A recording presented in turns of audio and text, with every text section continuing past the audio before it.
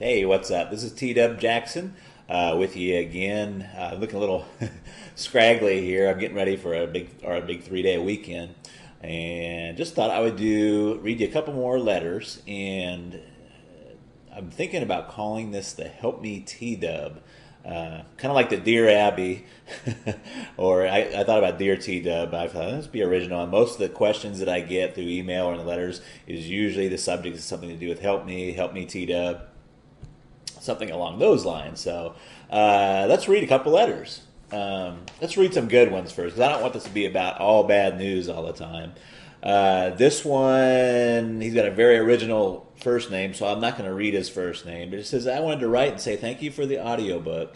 I bought it 24 hours ago. I've been listening to it all day, and it's changed my outlook on my whole situation. Honestly, at the time, I was desperate for something to make me feel better and was convinced this was a scam. I can tell you I have not even read the book because the audio material is fantastic. Each time I start to get down about things, I listen to one of the chapters, and I feel like I can move on with my life. That's a great letter. He's talking about the audio book. It's an add-on. You get the textbook, and if you want the audio book, you can get that as well. But that's what he's listening to. Let's do another one here right quick. This one's really short. It's from Tommy. His subject is Hell Yes. It says, TW, I got my wife and kids back. I do not know how to tell you thank you. Please get back with me. I got so much happiness in me. You help if you need my help. I will tell everyone. Then it says, Tommy, P.S. I tell my story to everyone. Tommy, that's great, and that's why I'm doing this. So let's get on to a question from one of my customers, and I'm hoping this will help you out. Okay, this one is from Rob, and Rob's subject line says, bought book, used strategy, and guess what? A little after 2 weeks, my ex called me. I hope I handled it well, but I don't know. We had a nice, light conversation for about 45 minutes. Yikes. We'll get to that. She basically asked me how things were going and said she just called to see how I was. How do I interpret this? I'm now going to wait another week and call her and ask her if she wants to meet. Is this the right strategy? Thanks, Rob. Rob, this is kind of a common situation, and kind of goes along with people making some common mistakes. And what happens is, and don't feel bad because it's normal to feel this way. What happens is you start making some headway. Your ex starts to call you, or they're coming around because you're pulling now instead of pushing, and they start coming towards you. But then it goes into you get too excited. And I have a name for this. I can call it premature reconciliation. That's premature reconciliation. So, for example, you were talking about in your letter that you talked to her for 45 minutes. That's way, way too long. Way too long. When you if they call and they catch you off guard and you don't catch the caller ID, you always want to be friendly. You can say, hey, it's great to hear from you. I'm like so busy, I don't have a whole lot of time to talk. Maybe at some point we can get back together and chat and stuff, but I don't have a whole lot of time to talk right now. And you really cut that conversation short. And the same thing, what happens a lot with a lot of folks is their ex will start to call and text message them again and do a lot of texting. And let me tell you, see these two things right here? I don't know if I got this up here so you can see it or not. These two things right here. Your two thumbs, those are the two body parts that can really destroy your chances of getting your ex back. Okay?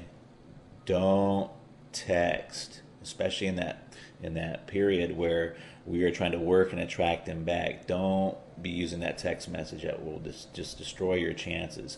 What you want to do and what your attitude wants to be, and again, it's not all about just what you say and the words. It's got to come from the inside and the attitude. But you want to be at a point where you're saying, hey, I'm taking some time for myself. I agree with the breakup, and let's just get some space. And I love hearing from you. It's great to hear from you, but let's take some time, and then we can talk. Okay? Does that make sense? Let me give you another example. Okay, here's a perfect example of what I'm calling the premature reconciliation.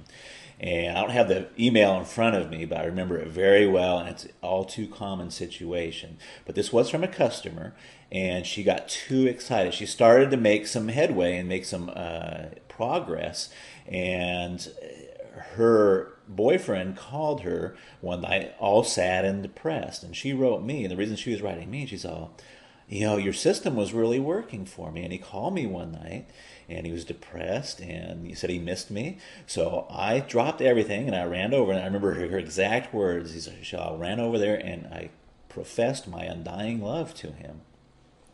And I think, and she didn't come out and say this, but I think they slept together that night.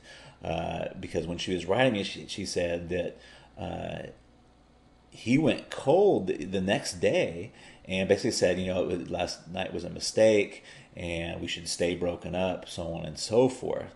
And that's why by him saying that last night was a mistake, I really think they slept together. So what should she have done? What should she have said? It would have went a lot better if she would just said, hey, it's so great to hear from you, and gosh, I'm sorry you're going through such a tough time. But at this point, I'm just not ready to see you or do anything like that. But hey, why don't you give me a call in a week or two, and maybe we can get together and go have some coffee or something.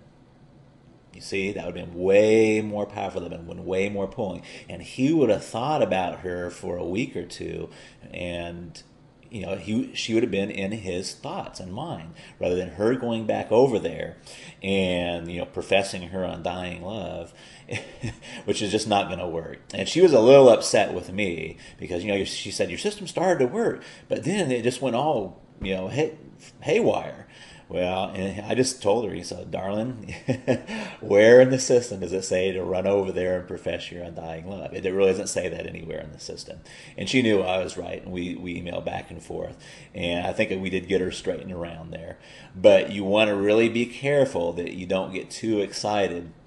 In the system, there are very powerful techniques and methods for them to get them to call you and to start pursuing you. But you have to be careful of the premature reconciliation.